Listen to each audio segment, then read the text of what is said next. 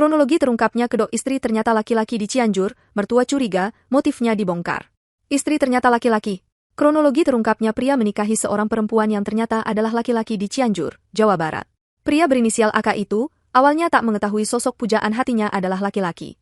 AK diketahui merupakan warga Desa Wangunjaya, Kecamatan Naringgul, Kabupaten Cianjur. Ia telah menikah dengan seseorang yang menyamar menjadi wanita berinisial ESH beberapa waktu lalu. Setelah keduanya menikah, rupanya ada kecurigaan yang dirasakan oleh orang tua AK atau mertua dari ESH ini. Orang tua AK pun menelusuri keluarga menantu hingga terungkap ESH adalah seorang pria. Hal tersebut disampaikan oleh Kanit Reskrim Polsek Naringgul, Bribka Ridwan Taufik. Kronologi terbongkarnya ESH adalah laki-laki. 1. Awal pertemuan.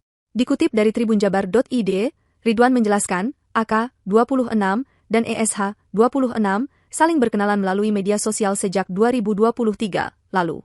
Saat itu, ESH mengaku sebagai Adinda Kanza, Minggu, 5 Mei 2024. Lantas, keduanya sering melakukan pertemuan. Sejak berkenalan 1 tahun lalu, AK dan ESH sering bertemu dengan ESH seperti sepasang kekasih. Bahkan AK sering membawa ESH untuk menemui orang tuanya. ESH yang mengaku sebagai Adinda Kanza ini sering menggunakan pakaian muslim serta cadar. Ucapnya saat dikonfirmasi melalui sambungan telepon. 2. AK dan ESH menikah. Selanjutnya, AK dan ESH melangsungkan pernikahan pada Sabtu, 12 April 2024. Proses akad dan resepsi pun dilakukan di kediaman AK. Resepsi hingga proses akad dilakukan di rumah AK.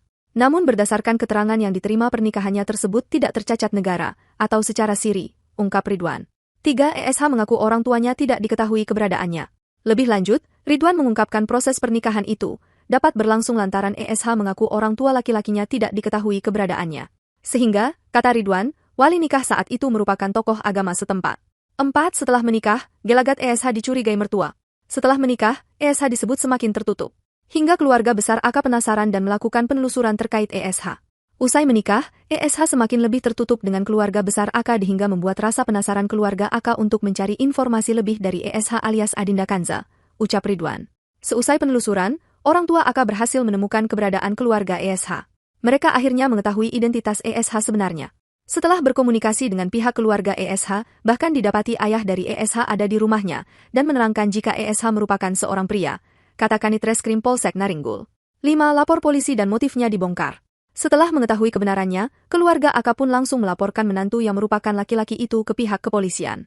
ESH diamankan dan ia mengakui perbuatannya. Terkait motif ESH melakukan penyamaran itu, yakni ingin memanfaatkan AK. Saat diamankan ESH alias Adinda mengakui perbuatannya tersebut hanya untuk memanfaatkan AK.